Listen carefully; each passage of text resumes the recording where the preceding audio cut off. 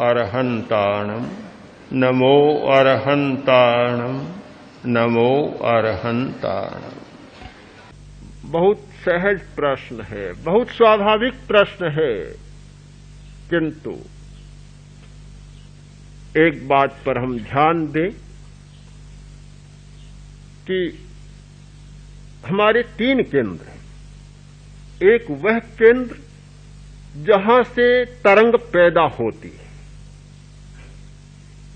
एक वह केंद्र वे स्नायु जिनमें से वह तरंग गुजरती है, और एक वह केंद्र जहां की वह तरंग अभिव्यक्त होती है, प्रकट होती है। हमारे शरीर में सारी व्यवस्था है। क्रोध की तरंग उठेगी तो एक तो क्रोध की तरंग उठने का स्थान है, और फिर वह क्रोध की तरंग हमारे स्नायुओं में से गुजरेगी, और वह क्रोध की तरंग एक केंद्र पर आकर प्रकट होगी। आप साफ जानते हैं, जिस व्यक्ति को क्रोध आया, किसी को बताने की जरूरत नहीं कि इसे गुस्सा आ रहा है, अपने आप जान जाएंगे। आंखें लाल हो जाएंगी, भ्रिकुटी तन जाएगी, होठ फड़कने लग जाएंगे, अपने आप पता लग जाएगा कि गुस्सा आ गया, क्योंकि यहां क्रोध प्रकट हो रहा है। क्रोध प्रकट हो रहा है, व्यक्त हो रहा है, यह हमें दिखाई देता है, किंतु वह किस स्नायु में से गुजरा है और वह तरंग कहां उठी है, इस बात का सामान्य आदमी को पता नहीं चलता। किंतु आज विज्ञान की खोजों ने इन सब बातों का पता लगा लिया। मस्तिष्क में कौन कौन से केंद्र है, किस वृत्ति का कौन सा केंद्र है, किस क्षमता का कौन सा केंद्र है, इस बात का पता लगा लिया गया, और काफी खोजें मस्तिष्क की हुई हैं, और सब पता है कहां से गुजरता है। एक स्नायु को काट दो, क्रोध नहीं आएगा, क्योंकि जिसमें से वह गुजरता है वह रास्ता ही बंद हो गया, तो आगे कैसे जाएगा? प्रकट नहीं होगा। लगता है कि जो कर्म का विपाक था, उन्होंने विपाक के रास्ते बंद कर दिए। विपाक के रास्ते बंद कर दिए। 2 प्रकार का कर्म का उदय होता है कर्मशास्त्रीय परिभाषा में, एक प्रदेशोदय और दूसरा विपाकोदय। तो इन पद्धतियों के द्वारा वह विपाकोदय का रास्ता बंद कर दिया। क्रोध का विपाक नहीं हो सकता। आपने ऑपरेशन करा लिया, एक नस कटा ली, क्रोध नहीं आएगा। एक नस कटा ली, काम की उत्तेजना आपको नहीं होगी, व्यक्त नहीं होगी। अभिव्यक्ति का चैतन्य केंद्र निकम्मा हो गया, जिसमें से वह तरंग गुजरती थी वह स्नायु कट गया, रास्ता बंद हो गया, और जहां वह तरंग पैदा होती थी वह वैसा का वैसा ही पड़ा है, वह नहीं बदला। आदमी नहीं बदला, मुखौटा बदल गया, बाहर का बदल गया, भीतर से नहीं बदला। हो सकता है कि हमारी मूर्छा के कारण कोई अभिव्यक्ति न हो। क्या आपने देखा कभी कि नींद में सोता आदमी कभी गुस्सा करता है? जागता आदमी तो गुस्सा करता है। कभी किसी को देखा क्या कि गहरी नींद में सो रहा है और गुस्सा भी कर रहा है? हम मान लें कि गुस्सा समाप्त हो गया। क्या कभी आपने देखा कि नींद में सोता सोता आदमी धन बटोर रहा है, पैसा इकट्ठा कर रहा है, या दूसरे को धोखा दे रहा है? कभी नहीं देखा। क्या हम मान लें कि प्रामाणिक बन गया, पूरा नैतिक बन गया? ये मूर्छा की अवस्था में, निद्रा की अवस्था में, सुषुप्ति की अवस्था में सारी अभिव्यक्तियां नहीं होती, किंतु व्यक्तित्व नहीं बदलता, कभी नहीं बदलता। हम जब इस बात में विश्वास करते हैं कि आत्मा है और पुनर्भवी है, वह कर्म करता है, कर्म का बंध होता है, कर्म भीतर टिका रहता है, और वह कर्म अपना परिणाम देता है। संस्कार होते हैं, संस्कार का उदय होता है। इस सारे सिद्धांत को जब एक समग्रता की दृष्टि से देखते हैं तो लगता है कि ये वैज्ञानिक उपचार एक सामयिक उपचार तो हो सकता है, किंतु नितांत समाधान नहीं हो सकता, अंतिम समाधान नहीं हो सकता। अंतिम समाधान ये हो सकता है कि हम तरंगातीत स्थिति में चले जाएं।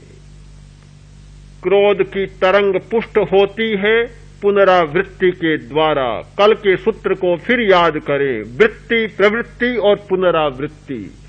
पुनरावृत्ति होती रहती है, तरंग पुष्ट होती चली जाती है। क्रोध को क्रोध का सिंचन मिलता है तो क्रोध पुष्ट होता है।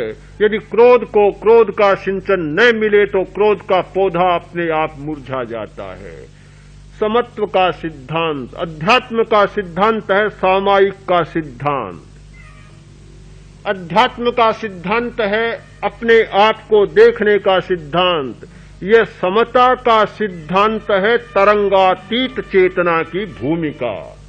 जब हम तरंगातीत स्थिति में चले जाते हैं, जहां न कोई प्रियता का तरंग होता, न कोई अप्रियता का तरंग होता, न कोई राग का तरंग होता, न कोई द्वेष का तरंग होता, कोई तरंग नहीं होता, उस तरंगातीत स्थिति में अनुभव में चले जाते हैं, उस चेतना में चले जाते हैं, तो क्रोध का तरंग जहां से उठता है उस मूल पर ही प्रहार नहीं होता, किंतु जो उठाने के लिए उत्तरदायी है उस पर प्रहार होता है।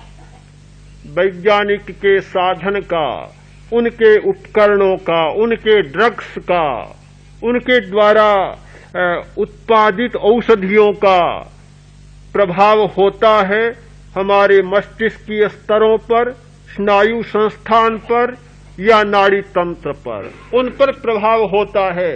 किंतु इस तरंगातीत ध्यान का, इस चैतन्य की अनुभूति का और समता का प्रभाव इस शरीर पर ही नहीं होता, किंतु इस मस्तिष्क में क्रोध की तरंग को पैदा करने के लिए जो उत्तरदायी है उस पर प्रभाव होता है।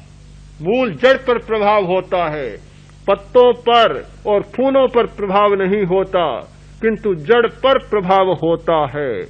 इसलिए झंझट में फंसना पड़े तो पड़े, घुटने दुखे तो दुखे, कंधों में दर्द हो तो हो, रीढ़ की हड्डी को सीधा रखने में कटी में दर्द हो, कड़ी में तो भले हो, सब अपने आप मिट जाएंगे।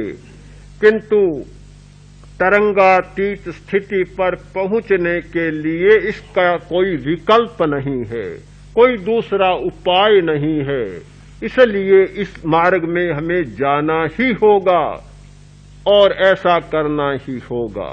मैं मानता हूं कि अध्यात्म की चेतना को जगाना, अपने आप पर आस्था केंद्रित करना, अपने आप को जानना, अपने प्रति आकर्षण उत्पन्न करना, अपनी खोज करना और अपनी खोज के लिए कष्टों को अपने आप में समर्पित कर देना, झेलने की क्षमता को विकसित करना और उन कष्टों को आनंद में बदल देना, यह सारी प्रक्रिया ध्यान की प्रक्रिया है। और इस प्रक्रिया से हम इस शारीरिक संस्थान को प्रभावित नहीं करते हैं, केवल हमारे शरीर के भीतर की केमिस्ट्री को, इस ह्यूमन आल्केमी को ही प्रभावित नहीं करते, केवल रसायनों को ही प्रभावित नहीं करते हैं,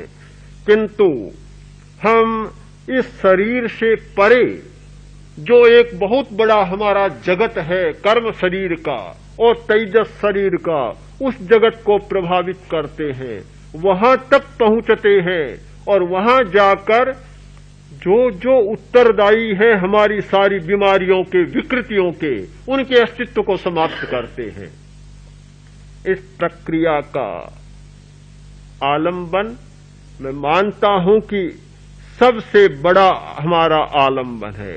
इसकी खोज दुनिया की सबसे बड़ी सत्यों की खोज में एक खोज है। जिन लोगों ने इस तरंगातीत चेतना को उपलब्ध करने की दिशा में कदम बढ़ाने का निर्णय किया है, उन लोगों को मैं साधुवाद देता हूं। भले वे सैकड़ों की संख्या में हो, चाहे 2 ही व्यक्ति हो, कोई कठिनाई नहीं है।